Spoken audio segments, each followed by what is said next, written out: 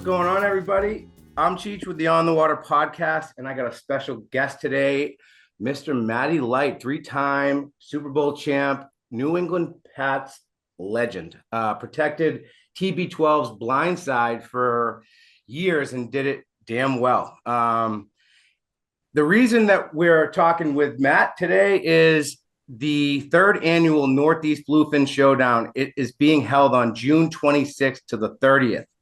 It's a bluefin tuna tournament. They have partnered with the Light Foundation. The top prize wins $50,000. The main weigh-in location will be in Newburyport at the Commercial Pier, with additional weigh-in locations in Portland, Maine, and Marshfield, Massachusetts. So if the recent NOAA rulings hold, participants will be able to fish 3 consecutive days with a 3-bag limit per day. I'll throw a link in wherever this video ends up going and all the places so that you can check out the tournament.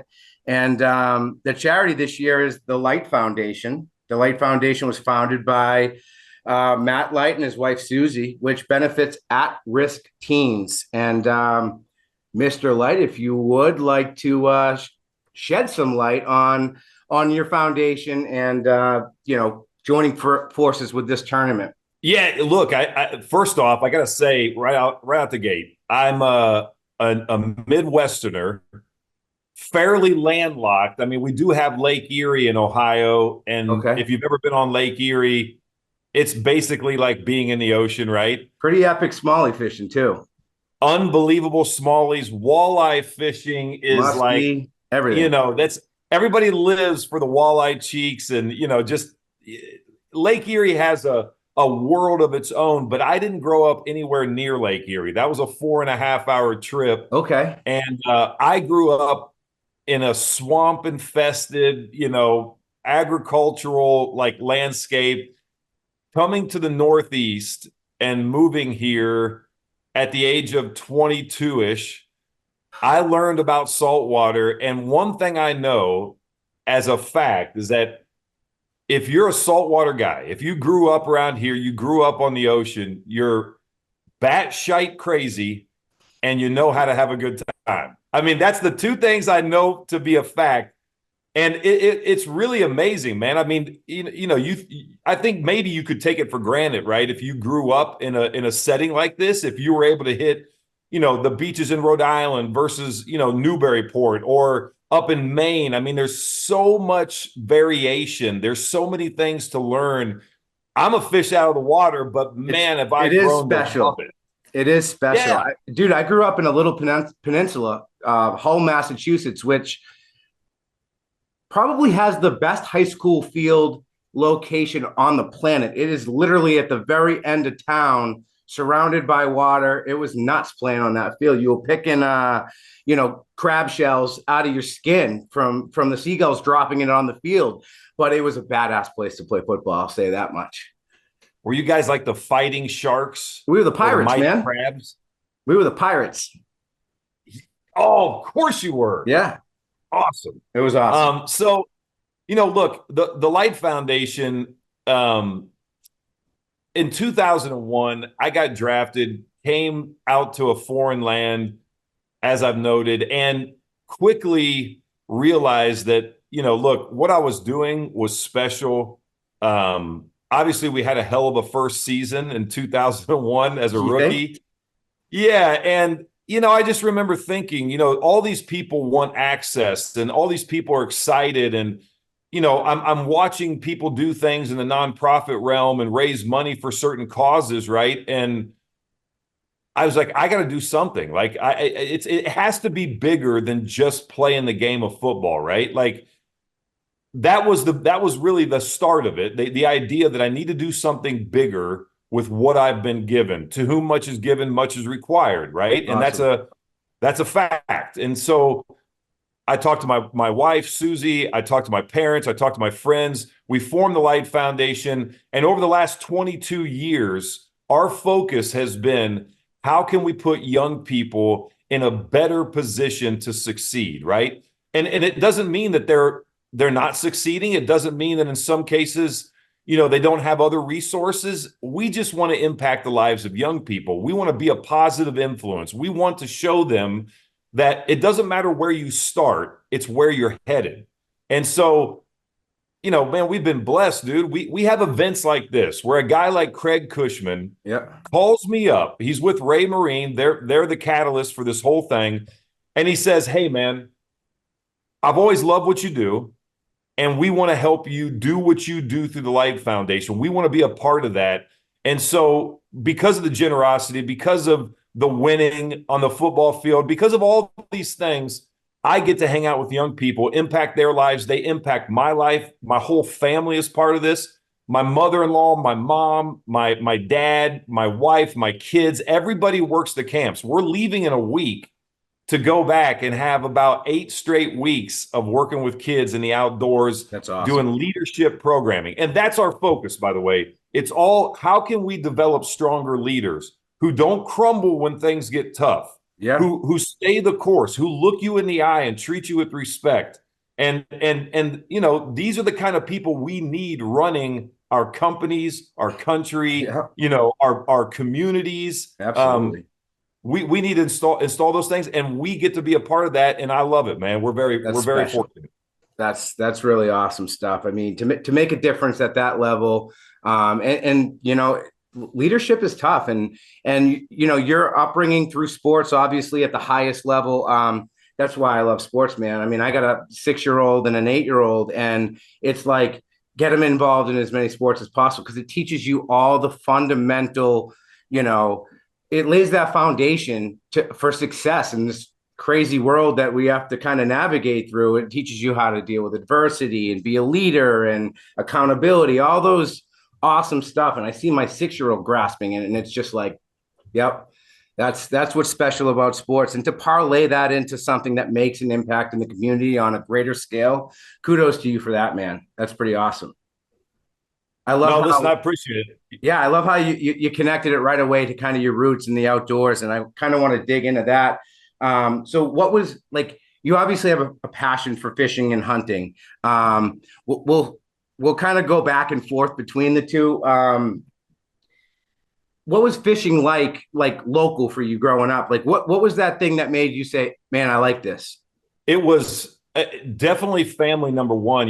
My earliest memories having a rod in my hand were with guys like my uncle and my dad. And my Uncle Bob was a larger than life figure in my world. Yeah. And he was a larger than life person. I mean, he was 6'4", 6'5". I think at one point he was pushing about 400 bills. He was a big presence. And my great-grandfather started writing the outdoor column. It was called Lights Outdoors in our local paper. And my grandfather was in the Outdoor Writers Association, which was a big deal back in the day.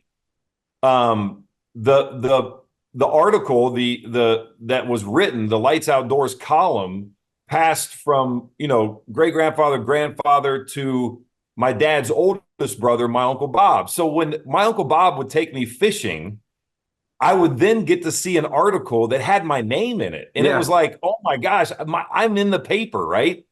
And so, I think for me, the thing that will always be fishing, because of where I grew up, is the little creeks, the farm ponds, those little bodies of water. Like, for me, it was the Greenville Creek, the Mud Creek. I grew up right where the Greenville Creek and the Mud Creek came together. It was where the signing of the Greenville Treaty took place in 1775, 76. Yeah, I didn't know I was going to get a history lesson today too, man. Well, yeah, I just try to bring the viewers into my world. Sure. And Tecumseh, all these great, tribal members were there, and biggest, Fort Greenville. But anyway, I remember fishing there and catching creek chubs and smallies and catfish. And, what's better than that? Crappie fishing in the spring was a religion where I'm from, right? So all the panfish, we didn't trout fish. We weren't, fly fishing per se. Yeah. But man, we could throw a Zebco like anybody could, and we had fun doing it. That's awesome, man. That's awesome. So how did you bring that? Like, obviously to make it to the show, you probably are all in on that. for the most part, but then you come to New England and you brought that kind of love for the outdoors with you. Were you able to get much fishing in when you were, a Patriot? Yeah, it's funny, man.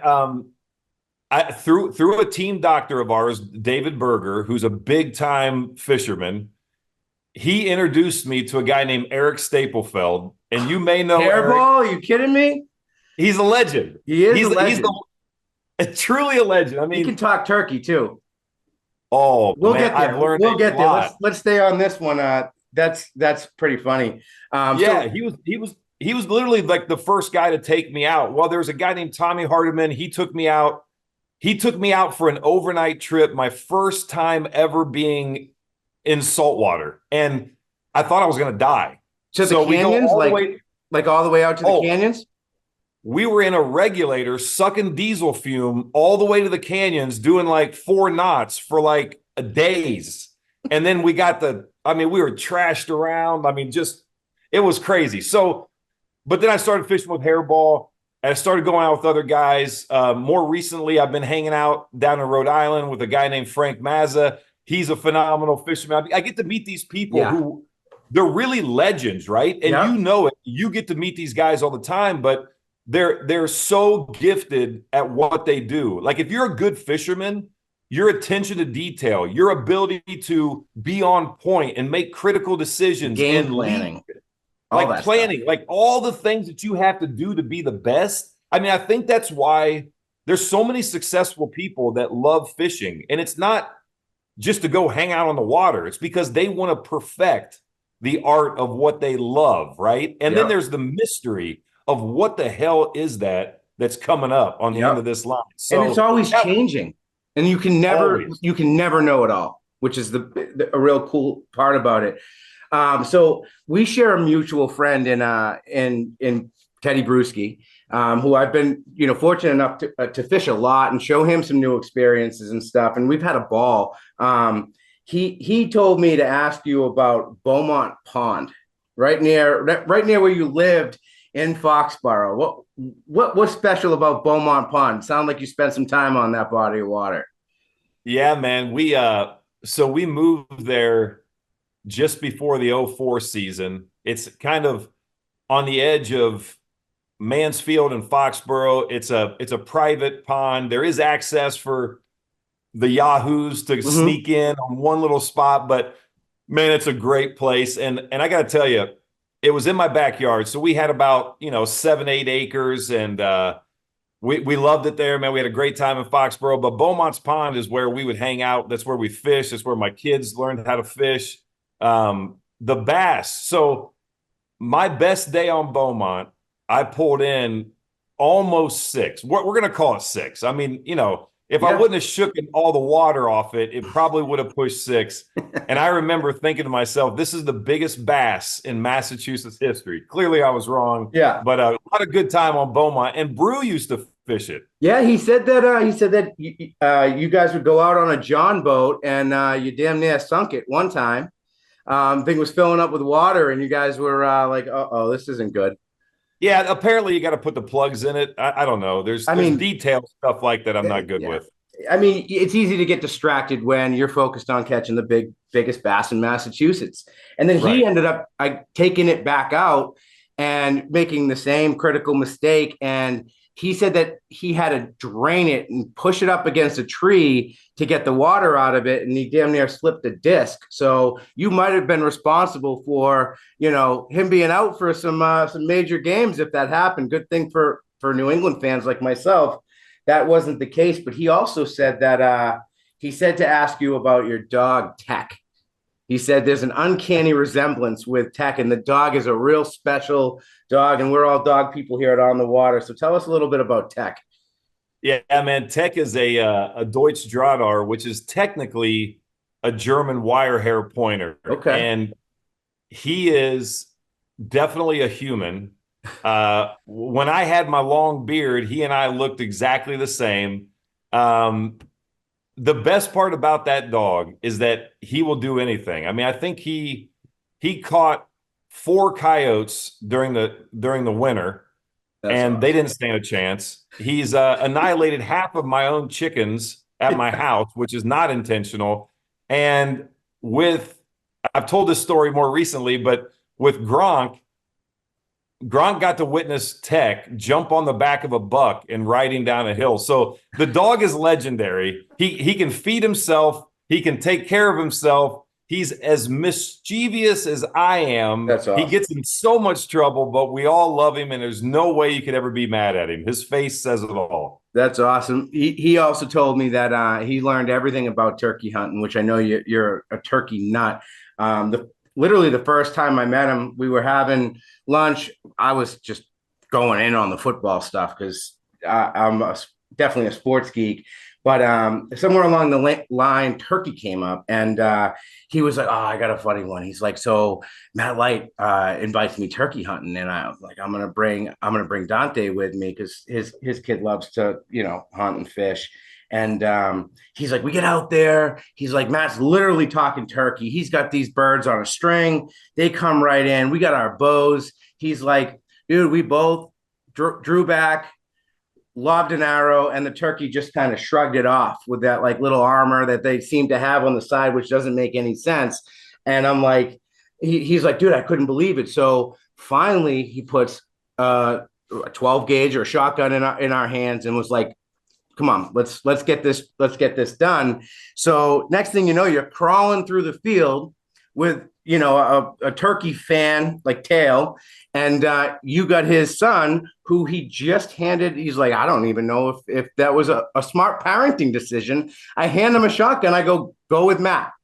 And next thing you know, you're crawling in front of him pretending to be a turkey's ass, and the turkeys are coming towards you. And what happened? They get real close. Oh man, I heard yeah, you pulled one of these now. like I always try to close the ear that has the barrel like right here. I've smelled a lot of powder at close range, and it's one of those things, man. It's such a joy, and I think we all get to this point as outdoorsmen where you have this need to figure it out. You're getting coached by somebody. You start to figure it out, and you start to want to do more and more and more, and then you do chase the dream, so to speak, where it's kind of about how big can I get, and then eventually you settle into, I just want to be out. I just want to be present. I want to soak it all in. I'm now a naturalist, right? And for me, the real joy comes in watching a friend, experience something new, Yeah. and especially a friend with his son experiencing something new and watching a young person, develop this realization that there's this world out there that is captivating and that, you can learn so much from, and the camaraderie and all the things that true outdoorsmen cherish. You see in those moments, especially in the early season, in the early times. And that's what that hunt was, man. I mean, and I go full tilt, man. It's not like, let's not talk about it. Let's just go do it. And if we Yeah. mess up, we'll do it again. Yeah. Let's not worry about it. Dude, turkey hunting's addicting. I mean, when I first moved to Plymouth from Hull, they were everywhere. And I'm like, I got to get into this. And then literally, I'm like, these are the dumbest animals on the planet. Like, I watched one fly up to a power line and do the whole, for like what seemed like 2 minutes. I'm like, and then one ran into my truck because it saw its reflection. I'm like, oh, turkey season's opening up in like a week. I'm like, get all my stuff together, like ran a Bass Pro, grabbed like the bare minimum. I'm like, this is going to be like taking candy from a baby. And my buddy who I fish with, tuna fish with, did all that stuff was like, I was like, hey, let's go turkey hunting. He wanted to go down the Cape. I'm like, dude, I got them all in my backyard. They're everywhere. And I go, listen, I opened my window to my bedroom. I hit the box call and the woods erupted. And I'm like, we're hunting in my backyard, dude. Come on. So I go out there and I set up in the middle of like an overgrown cranberry bog, have no clue what I'm doing, right? I hear one gobble behind the swamp. And I'm like, I'm just going to like still hunt over there and shoot the thing in the face and have a fresh turkey dinner. So I go in that direction. No turkey to be found. I'm like, it was literally right here. What's going on? I come out of the woods. I take one step towards where I was set up. I got a Jake decoy out there. The thing looks at me, screams from 75 yards away and takes off in the woods. And I'm like, well, that thing just made me look stupid. Dude, I did like 3 times in a row, complete failure. So then I'm like, I got to get this dialed in. So I start doing all the research, right? Start learning how to use the turkey call, to get find out where the roost is, all that stuff. I go, great, we're going to set up. And now I kind of feel like I know what I'm doing. This was like the next season after these pea-sized brain birds made me look foolish, made me question my own smarts. And I'm like, I can't let this continue because these, they're really smart when you're hunting them. So we go out, set up. I couldn't get to where I wanted. I heard them gobbling. So I'm like, froze. I'm like, we'll do it right here. Long story short, I called in a hen. I put my hen call away and I'm just gobbling in, conjunction with the Tom's gobbles. And this absolute monster comes in. And the reason they were gobbling early, because I thought, why are they gobbling in the dark? Some coyotes came in first. So that's what had them kind of a little, sketched out and talkative in pitch black. And then finally I called this bird in and it was just so intense because I saw a little movement, you see the little red head, and then you see this angry, pissed off Tom that was massive. That's literally like I can hear him breathing and he's shaking. And it was just so intense. I let my buddy shoot him. It ended up being the 3rd heaviest turkey shot in Mass since they started keeping a record, I think back in 84 or 86 when the World Turkey Federation came in. And I'm like, holy crap. It went from failure to complete success. And then we tagged out an hour later, about 100 yards away. And it was like, oh man, I've been addicted to it since. It really is. It's a phenomenal sport. Probably one of the greatest ways to start a young person into the outdoors, right? So, I don't want to say it's easier, but you look at a deer and you can see where people are like, oh man, I don't want to shoot a deer. Look how cute it is. I think a lot of it starts with bird hunting, right? Yeah. Well, I mean, they're kind of ugly. They're prehistoric. I think a turkey, though, is one of the most beautiful animals on earth. And the reason why, I mean, the snood, the wattle, the iridescent greens and bronze and all the colors in the feathers, the fly tying that you can do with them, the wing bone calls. I mean, we teach kids in our youth hunts. We have 2 different youth hunts for the Light Foundation. It's awesome. And I would encourage anybody, if you want to go online, mattlight72.com, check out the programs. And if you want to get involved, get involved. We love people getting involved, but we have a youth hunt in Rhode Island where kids from all around New England can apply. It's competitive. You have to fill out an essay. You have to get it in on time, right? There's accountability built into that. And you have to volunteer your time. But if you do those things, the reward is you get to spend a weekend at my cabin with a whole bunch of other kids from around the area. Yeah. And we go out and chase birds. And by the way, we've been basically 100% in one day. That's one day, awesome. Every kid tags out. And so it's just, we have awesome people, awesome, guides and counselors but when you see what you can do with an animal like that, you can turn the wing bone into a call that will then give you the ability to hunt them further into the future, right? I mean, how cool is that? That is real cool. You can take the meat and feed your family a meal that would blow their mind. It's better than anything you could find, in the stores, right? Yeah. So it's just people think they're gamey. Right? People they have this, my wife, for instance, oh, I'm not eating that. They're gamey. It was the best turkey I've ever had in my life. I've got sliced turkey in there. It's this simple: breast, cover it with meat church, any of his little things, or any kind of rub. Throw it on the Traeger at 130 for about 8 hours. Once it hits 160, take it off. Yeah, that's it. It's nothing else. I mean, I don't brine it. I don't do anything. I then put it on a Hobart slicer, slice it real thin, and I'm eating the best turkey sandwiches on planet Earth. Yeah. It's that simple. Yeah. I love how interactive it is, and I love how immersive it is. You'll be, full camo out there, and just the sounds of the woods in the morning when everything's waking up, and next thing you know, deer are feeding around you, and you're like, it never happens when I'm deer hunting, but it's so cool. And you don't have to worry about scent control. I mean, as a large mammal who has a little bit of an odor, deer hunting, I got to prep myself. I can roll. The downside, obviously, is you're rolling out of bed about 3 a.m. I'm in the woods by about 4:15. So it's an early morning, but I can smell like a garbage can, and they don't care. Yeah. Everglades Boats is an industry leader in premium offshore fishing boats. Founded in 1997 by boating industry legend and former Boston Whaler executive Bob Dougherty, Everglades revolutionized the boat building industry with the invention of the RAMCAP process for one-piece unsinkable hulls. Respected for its renowned hull ride, Everglades builds center console and hybrid boats from 25 to 45 feet that make a statement about the status and savvy of their owner. Everglades has received numerous industry awards and achieved an unparalleled reputation for superior safety, performance, and quality.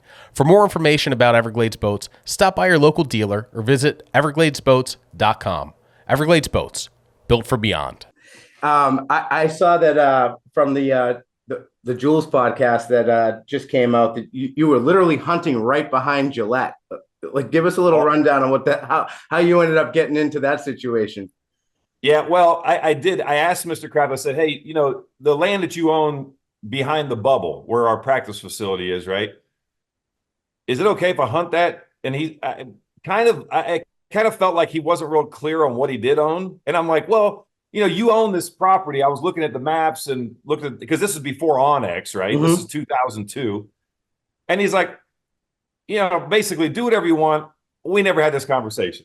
All right, green light.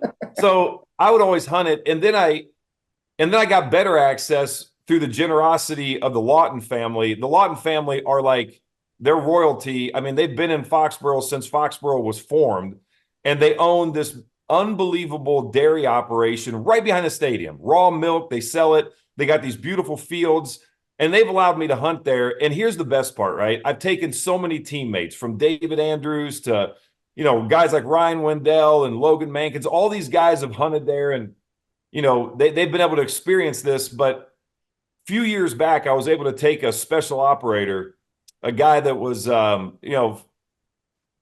of the most elite fighters in our nation's history. And his wife is a big turkey hunter. And I said, hey, look, when we go in here, we have the chance, an opportunity to not only harvest a bird, but after you kill this bird, we can get a picture and the whole stadium's going to be in the background. They're like, what are you talking about? And I'm like, well, let's see if it happens. And lo and behold, she made a great shot. And we go and we take this picture, and it's literally Gillette Stadium, because the leaves haven't popped yet, you know? And so you got this whole picture of Gillette Stadium, and they're holding this bird. It was so great. That's awesome. That's awesome. So coming full circle back to fishing, do you still fish often? Like, is home still the New England region for you? We are, yeah. We're in the transition of kind of moving our whole family down to Rhode Island. We bought a beautiful farm, and we feel really blessed to be down here. It's more kind of who we are, but still have a presence in Foxborough. Kind of working through the transition over the next year. And we do get out and fish quite a bit. Matter of fact, I get to fish with Dave Carrero. He cracks me up. He and Sandro and the guys. Yeah. And, actually all the guys from Wicked Tuna, man, we've been fortunate to get to know them. They've supported the Light Foundation and our mission for years and years. And those guys are so daggone generous, man. I mean, they're amazing, right? You think about their success. Yeah, absolutely. I mean, like, that was once I discovered tuna, it was game over for me, man. That's all I could think about for, I don't know, like a good 10-year stretch. Nothing else mattered. What was your first experience tuna fishing like? Horrible. Actually, my first 7 experiences were terrible. I'm not going to lie to you. Look, I'm not going to try to play tough. I don't have the gene. I think you have to kind of suck enough salt air in when you're young to develop it. But when I go out, I'm ruined for the next day. Yeah. Like, if we go out all day on the water, I'm an absolute mess the next day. And I don't throw up, but I definitely get many times where I'm like, oh, I feel like garbage. But, and this is the biggest but, the minute that line starts singing, everything goes away. Forget about all the noise. Forget about all the chaos. Game on, and it's as much fun. And so I remember I went out with some friends. We tuna fished, didn't hook up, never really got into them. Went out with Dave a few times, believe it or not. It's like the only time he doesn't have success was when I went. And then, I mean, last year, I think we put 4 giants on the boat. I mean, on a couple different trips. And Yeah.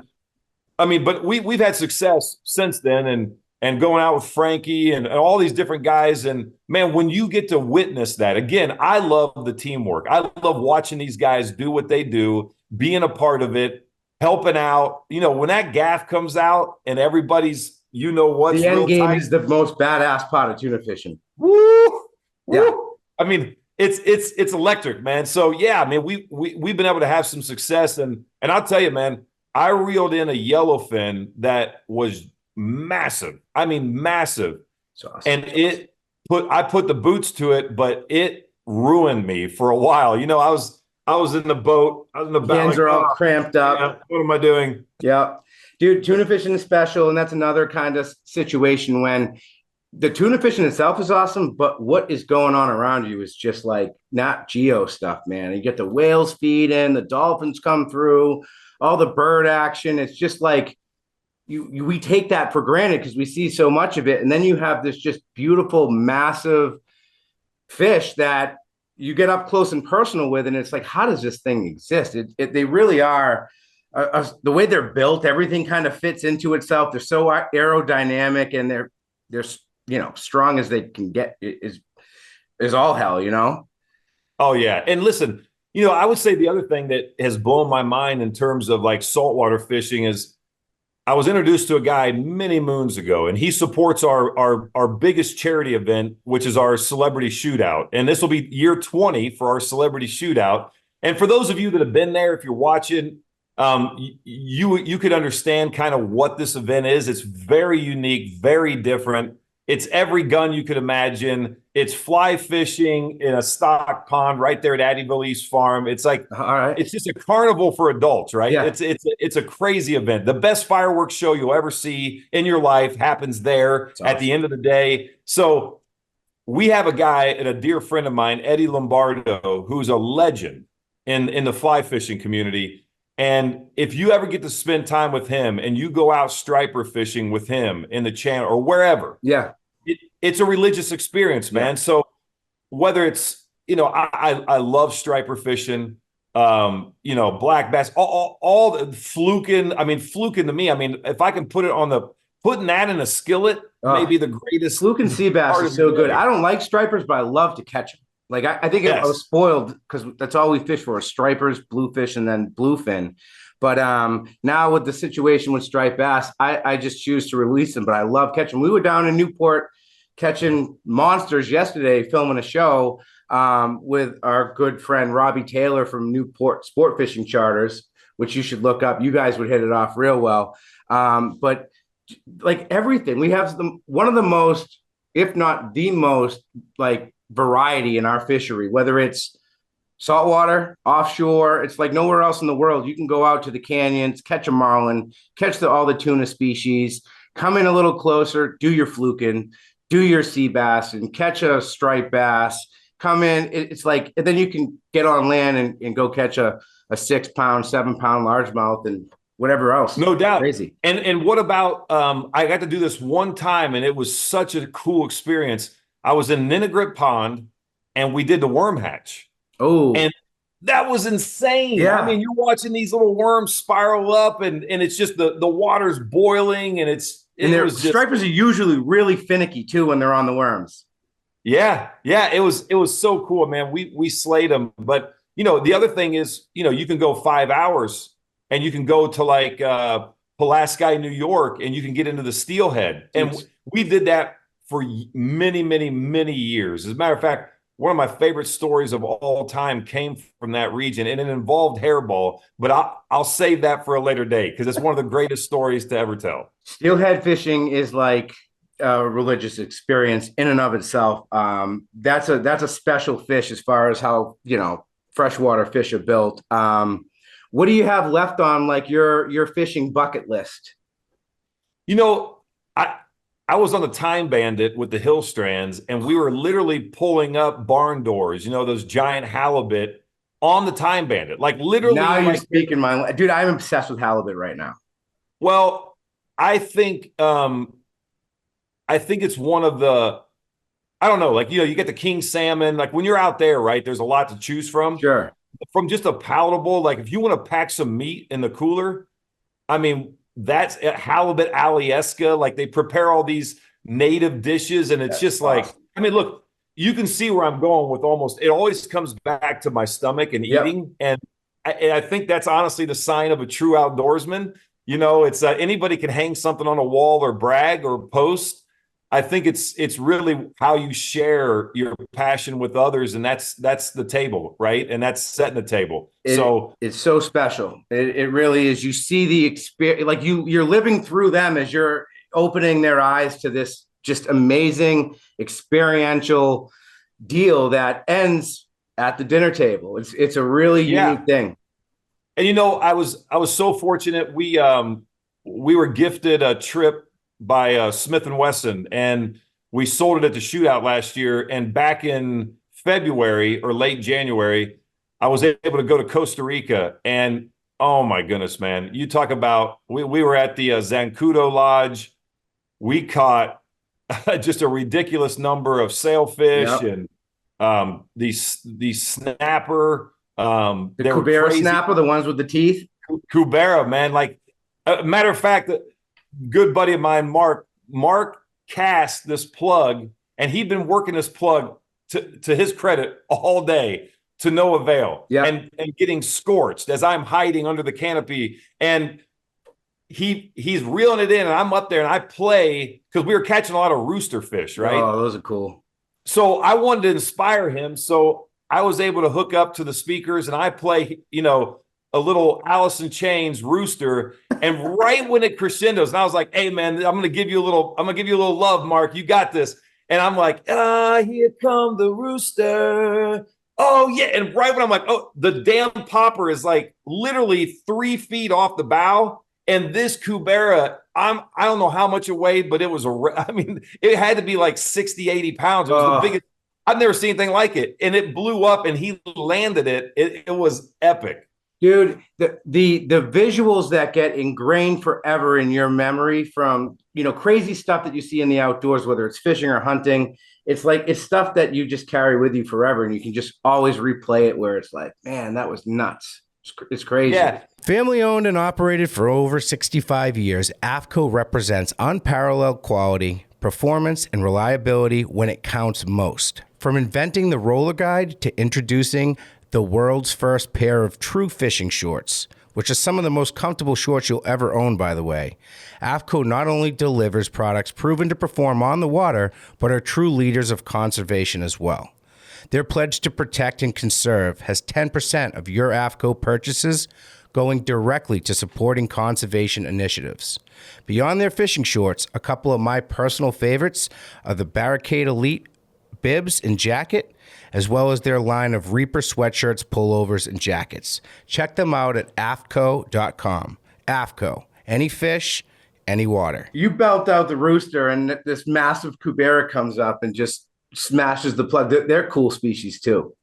It was great. Yeah. I mean, so that was a big bucket list thing for me to be able to, just see that part of the world a little bit, through the eyes of those guys and what they do. I mean, what top-notch place. We had a great group of guys down there. And again, I think that it always comes back to, the camaraderie, the people that you're doing this with, the food. I mean, the food was incredible, but the experience being on the water out there. And I mean, we see whales, it was crazy. You have these big rock formations. You got these giant national parks that are like untouched, on the coastline. You got parrots, and by the way, parrots are giant and very colorful, right? It's like, we're not in Kansas anymore. And it was just a cool experience. So there's a lot of other things I want to do in terms of fishing. I think, New Zealand's a bucket list for me. Dude, that's a weird place, man. There's stuff that doesn't seem like they're from this world there, but they're all happy creatures. Like Australia or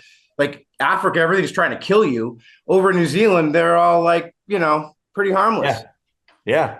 I mean, as long as you can do this You can take care of the Cape buffalo or the water buffalo. Well, I've seen it on TV anyway. I think Mick did it.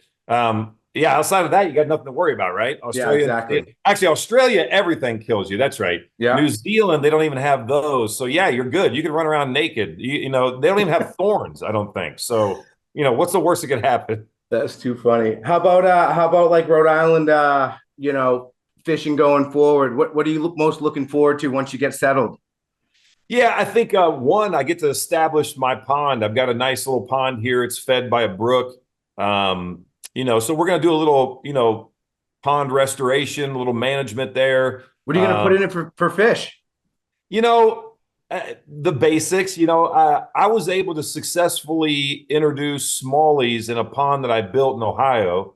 Very cool. They're actually spawning, which is really, really cool. That's awesome. So, I don't know that we'll have success doing that here, but definitely put some smallies. It'll be crappie. Yeah. It'll be largemouth. It'll be smallies. And it's probably some hybrid gills and, the basics, right? Nothing crazy. Yeah, that's cool, man. I mean, I've kind of come full circle. I do a lot of largemouth fishing, but I love smallmouth, man. They got a different demeanor to them than largemouth, and it's something different. I grew up catching largemouth. It's like, all right, I've done that. Like smallies are it for me. Like I took Teddy smallie fishing with we were fishing little finesse swim baits, and watching him get that dialed in was really cool. And it's just, again, it comes back to those experiences. And I've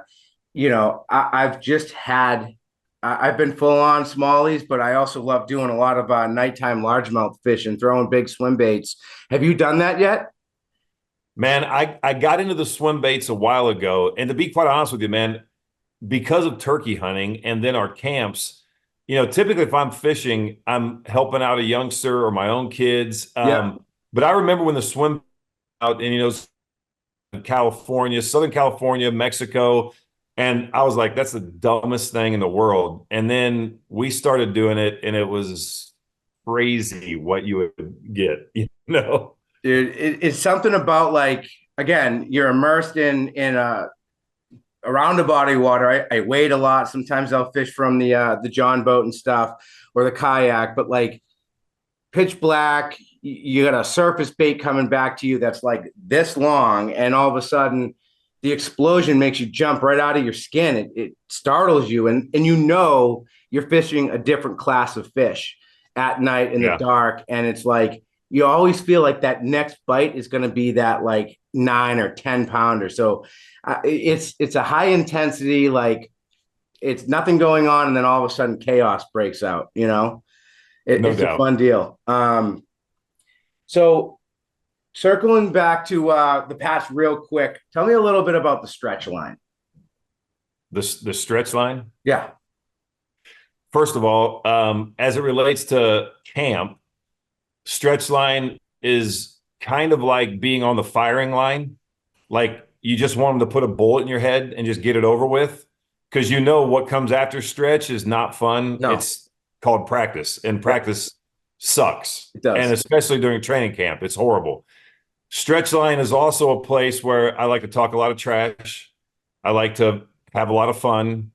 I like to call some guys out, and Bill would typically be walking around twirling his whistle and just, doing Bill stuff, asking guys, are we got it all ready to go today? And guys are like, oh yeah, coach. Yeah, we're ready. We got it. I was always like, don't come ask me that, Bill. I'm going to tell you the truth. I'm not going to sugarcoat it. I don't want to be here. This sucks. We need a day off, and you're a tyrant. That's the stretch line for me. Stretch line is one of those places where the coaches kind of give you a longer leash. If you try to mess around like that at practice, there's problems. But stretch line is kind of like, let your hair down, bust balls, and get after it. You guys collectively gave us the greatest run in, NFL history. It was like, I miss it already. So thank you for that. Buzzards Bay Yacht Sales knows that a great boat dealer is as important as a great boat. Why? Because new or used, you're buying a boat with 100 different systems and components that need tuning, training, troubleshooting, and sometimes repair. While most boat dealers are your best friend only until the sale is closed, Buzzards Bay Yacht Sales has developed a bulletproof reputation for building long-term relationships with their customers. Before, during, and most importantly, after the sale. Go ahead, ask around. We challenge you to find anyone who has anything but great things to say about Tom O'Toole and his team. With 6 locations from Freeport, Maine to Jupiter, Florida, including Marblehead, Massachusetts, and 3 offices on Cape Cod, Buzzards Bay Yacht Sales is committed to providing the best possible product, customer service, and support for both recreational boaters and passionate sport fishermen. It's true, who you buy from is as important as what you buy. Visit buzzardsbayyacht.com today. Circling back to the charity, what do you guys have any events on the fishing side of things that you want to share with people? Yeah, man, listen, and especially for your audience, right? This is a big one. So I alluded to it earlier. We have the Northeast Bluefin Showdown. Mm-hmm. That's going to take place 26th. It's kind of like the captain's meeting. You're going to be fishing 3 days, 27, 28, 29. There's going to be an incredible, awards night on the 30th in the afternoon in Newburyport. I think it's at the Elks. Yeah. They've just renovated the hall. It's going to be a great, great night. I'm looking forward to seeing everybody there, but we want to get as many boats into this thing as possible. And for me, a little selfishly, it's going to benefit the Light Foundation. Yeah, sure. And it's going to do a lot of, it's going to do great things for what we do through the generosity of all these people participating. But for the people participating, there's a $50,000 prize on the line, which is great. Yeah. And a lot of incredible items in the auction and everything else. And 3 days of fishing. And I think you alluded to this, it's probably going to be a 3 fish per day kind of thing, right? Yeah. As long as Noah doesn't change things. The changes come in after the tournament on July 1st. So that's exactly what it looks like it's going to be. And you can monitor the situation. If you're signed up for the tournament, you can go to the website. We'll put the link in, everywhere that this video goes so that you can keep up to date on it. But it sounds like it's going to be an absolute blast. And the online auction, is that open to everybody? It is actually. Yeah. So, click on the link, Northeast Bluefin Showdown. You guys can bid, as much as you want from online, but we're hoping to get as many boats entered as possible. We're going to have a lot of fun. 3 different places that you can weigh in, so it's very convenient. Whether you're going to hit Maine or Newburyport, where kind of everything's based out of. Yep. I mean, we got easy. There's another location in Marshfield.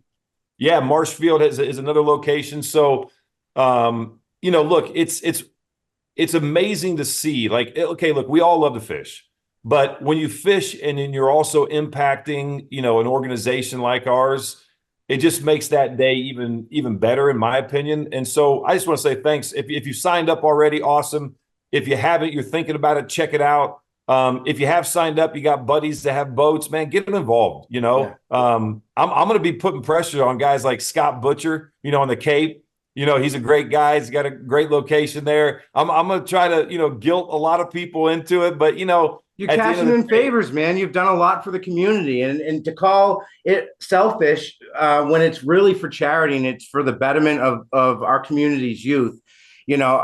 Kudos for you starting this whole thing, running it for 22 years, and then tying it into the fishing community, which I got to say, one thing that's awesome about the fishing community is there's a lot of drama. There's a lot of crybabies and finger pointing and, jealousy and all that stuff. But at the end of the day, when somebody needs help, when there's something to rally around, the fishing community really shows up. And that's why it's such a special deal to be part of it and see the community come together and support things like the Light Foundation. And, just to kind of close here, give me a little rundown of a successful event here allows you to do what going forward? Is there any kind of, goal-oriented stuff that it's man, if we get this done, I can go this much further in this direction? What does that look like? Yeah, well, listen, something that's very tangible to everything we've talked about. We're going to be able to bring our Hooked on Fishing program here to New England. It's been a very successful program in Ohio. These kids get to fish our pond. They get to fish other bodies of water in and around the area where our camp is located. It's an amazing program that teaches kids, the sport that we love, but also life lessons. And again, everything comes back to leadership.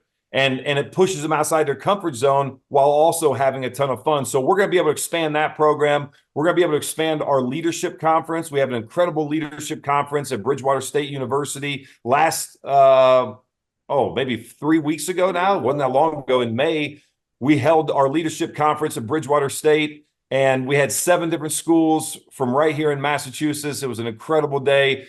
And it's also going to afford us to do things like expand our timber framing camp. And we're getting ready to build Timbertown Training Village, which will be a trade school, but really a focus on leadership. So a lot of great things happening within the Light Foundation. We serve over 7,500 kids annually. Again, check out the website, see what we do, and just know this. When you get involved with the Light Foundation, we don't just throw a big party, right? Everything we do is purpose-driven. So if you've been to the celebrity shootout and you've seen the scale of it, and we'll raise probably $1.3 million shooting guns in the Northeast, which they said couldn't be done because nobody's going to support it, but yet they have for 20 years now, and it's going to cost us less than $150,000 to do that. Dude, that's phenomenal. And that's important, right? Because as you know, what you don't want to do is support something just to have a good time. It has to make an impact. And we don't get any funding really from the federal or state level. We have to earn it. And so my team knows that every dime that we bring in, we better be very, very responsible, and we better utilize it to the nth degree. And I'm very proud of that. I'm proud of my team, and I appreciate, everything that you're doing, helping spread the word. Yeah, and again, absolutely. for everybody coming. It's my pleasure, man. This has been a blast. Hopefully maybe we get to bend a rod together sometime. You mentioned your kids a couple times. How old are they? And what's fishing like them been like for you? It's the best, man. So I've got 4 kids. My oldest just graduated from Purdue, which means I'm really old. And she's back at home here with us. And I've got 3 other kids, 2 boys that are in the middle. One is a freshman in college, getting ready to go into his sophomore year. The other one's going to finish up as a senior next year at Foxborough. And then my youngest, my little sidekick, she's 11. So, man, they all love fishing. They all love the outdoors. And we're blessed as a family, man, to do this. Do you feel yourself like morphing into Uncle Bob when you're fishing with them and saying the same ridiculous stuff that he used to say? Because I'm doing that right now. And I'm like, oh, my God, I turned into my father. Yeah, I mean, I guess I'm saving my powder for the grandkids. I just can't wait to corrupt, my kids. It's going to be so much fun. Dude, if my dad was alive today, he'd be laughing, constantly at the trouble my youngest son's putting me through, because he's literally a carbon copy of me and doing exactly what I did to him, to me. It's been awesome. Hopefully sometime we can bend a rod together. Feel free to reach out. Happy to support any Light Foundation ongoings in the future. Again, thank you from the entire community for what you're doing and continue to do. And also thanks for that amazing run that you blessed all of us Patriots fans with. So if it's bending a rod together, reach out, dude. We can get out and get something fun done. Maybe we'll get Brew out there too and have a good time fishing and sharing some stories. Or if it's even, having a picture at Rentes, which you brought up, which I'm like, oh my God, I haven't thought of Rentes. I actually went to Bryant. That's where I went to school. Wow. Which was, the Patriots camp.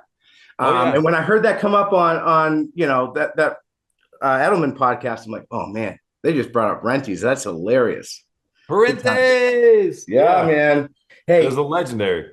Thank you again for joining us. And, we'll get together after this. I'll work through, your team and whatever, and get all the assets, all the materials, the links, get everything dialed in. We'll get this out there on all of our platforms that it works on, and we'll really kind of ramp up the promotion for you. So again, I appreciate you, buddy. Man, thank you. And, listen, anything I can do in the future, man, just let me know. And We'll have some fun in Newburyport here on the 30th. That's for sure. That sounds awesome, dude. Well, you take care and stay at it, buddy. You're doing a great job. Awesome, boss. You too, man. All right. Keep Brew out of trouble. Yeah, I try, man, but he's mischievous. He's already trying to get me to sneak into places that I know we can't fish, but I know there's some monster smallies in them. But I would never put you in that position. Never. Well, hey, let's hang out sometime and go pull on some fish, dude. Awesome, man. Appreciate you. Be good, man. Take care. I'll see ya.